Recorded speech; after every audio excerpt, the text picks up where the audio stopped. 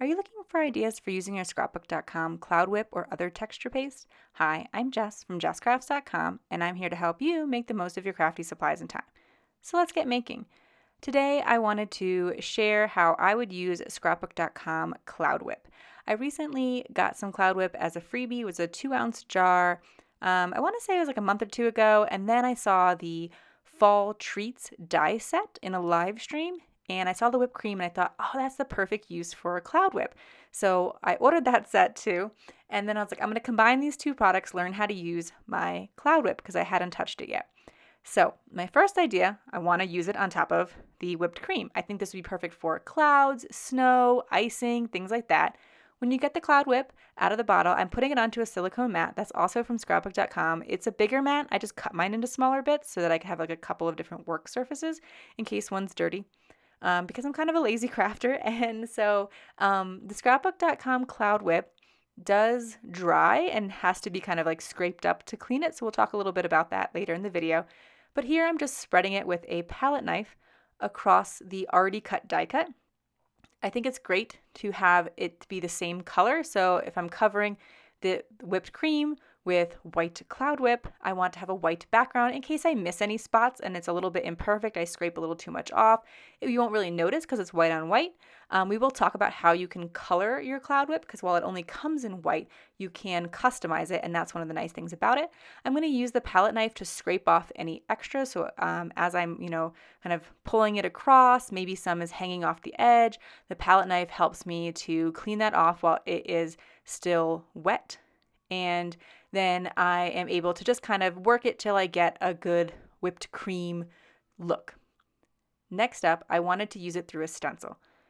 This is a great way to use these kind of pastes because when you use a cloud whip type paste through a stencil, you're going to get a bright white opaque look where that would be really hard to do with ink. If I were to put even white pigment ink over this, it actually wouldn't be that bright. So I wanted to get a really nice bright white snowflake onto my red cup. This is the Nordic sweater stencil from scrapbook.com. It's a slimline stencil, but I just want the single snowflake. So I taped the cup to the back of it, and then on the front, I masked around the single snowflake. I'm using scrapbook.com mint tape. It is low tack, so it never rips my paper, but it's strong enough for most applications. Because it's a paper-based tape, I probably wouldn't use it to mask off something I'm going to spray because it could potentially leak through. But for most cases, it's definitely my preferred one because I really don't want my paper to get ripped. That's the other reason that I actually don't tape down my stencils at all. Sorry, I don't put the sticky spray on the back of my stencils. So some people will spray them with pixie spray or things like that, and I have just not had enough success with that. I don't like having the sticky stencils, and I don't like the possibility of ripping up something after I put all the work through of stenciling it. So I'm just going to scrape through it because the mint tape is low tack. You want to be aware of that as you're scraping through the stencil because you could accidentally kind of pull up the tape and ruin your masking. So just something I want to highlight to go slow, but as you can see, when I peel it off, not only am I going to get the bright white opaque look, I'm going to get a little bit of texture. I think that cloud whip is fun for when you're making cards, especially for somebody who doesn't make their own cards because they're going to see that texture on there and think, well, how did they do that? It's kind of like embossing. Embossing is another one of those techniques where when someone sees it, they're like, ooh, that's really cool. It makes your handmade cards especially custom and fun and intriguing. So the scrapbook.com cloud whip comes in white, but you can color it, so you don't ever have to have anything but white. There's plenty of fun pastes out there that come in different colors and that kind of thing too, but I personally, as somebody who doesn't do a ton of mixed media stuff, would prefer to have one color of paste and be able to modify the color to match what I want. So I am taking a little dollop of the cloud whip, and then I'm going to mix in some green pops of color. You could probably use ink refills and other things to color it, but I have a lot of pops of color. Scrapbook.com often gives them as freebies, and they're fun for making the faux enamel dots onto your cards, or just to add little, shiny dollops and that kind of thing. They look like really cute. You can make them like look like chocolate chips. You can make them look like sprinkles and fun things like that. So I'm just going to mix it in. When you first put it, it's kind of like food coloring and icing. So you got to give it like a really good mix, because if you have ever put food coloring and icing, you can get stuck with little white patches, and you don't want that. Although you can get kind of a marbled effect. So if you don't over mix it, you can have some like green and white swirls or whatever color you're using. You get that little swirl effect, and that's kind of fun and unique. And you can, if you want, because you can control where you're putting the paste, as it's not like it's kind of a thicker medium. I think that you could do really fun stuff. Like you could make each one of these rows of trees a different color. And again, I just love that I can go onto colored cardstock, which would be so hard to do with ink. Because I don't spray my stencils to hold them down, I am using my finger to hold it down as I kind of put the initial bit of Cloud Whip in. I don't want it to leak under the edges.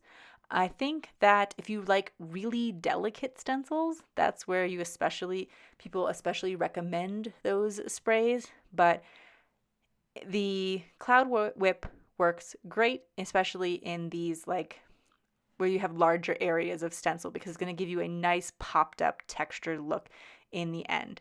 All my tape is on the back this time, so I don't have to worry about pulling any of it up as I scrape throughout. Be careful, because the more, like, because you want to give it this, well, I'm tempted to make sure everything is so nice and even, and then I wind up scraping too much off. So I think that it's important to not fuss with it too much. I also think it'd be really helpful to have like a bowl of water near you to put your stencil or tools in, to make sure that they can be cleaned while still wet. So, having a wet wipe near you to wipe off your tools while you're like, don't let them sit there, because this paste will dry on top of them and can be problematic. There is a little bit of Cloud Whip on my mint tape, because the mint tape was behind the stencil. So when I'm pulling this off, I am pulling the tape back and away from the panel so that that little bit of Cloud Whip will come right off with the tape, and it will create a nice crisp, clean edge. If you are having a little bit of imperfection, you can kind of tap the very edge of the tree to smooth it out. I even had a little bit there that came through the stencil in a place I didn't want it, and I was able to scrape that right off. I also think it's fun to add some glitter pops of color into your Cloud Whip. So I just did the regular pops of color, but here I did the glitter, and then I did the same technique at the beginning where I just covered my whipped cream, and I love this even more. This is definitely my favorite look with it. It looks like little sprinkles. I think it'll be so fun. I did a snowflake with this as well. I think it works well with like icing and whipped cream, because it looks like sprinkles, but then I think it'll be so pretty with snow. So if I were like putting a bunch, if I had a stencil, which I do from Scrapbook.com, that has snowflakes, I think that would look gorgeous. So here are some different cards that I made with the different things that I thought about. I had a lot of fun with Cloud Whip, and I hope that some of these ideas are helpful to you as well. If you like this video, here's another video where you can find more ideas for enjoying your crafty time and supplies. Let me know you like this video with a share to your crafty community, subscribe and click the bell so you don't miss the next template or tutorial, and check the video description for product links. See you in the next video.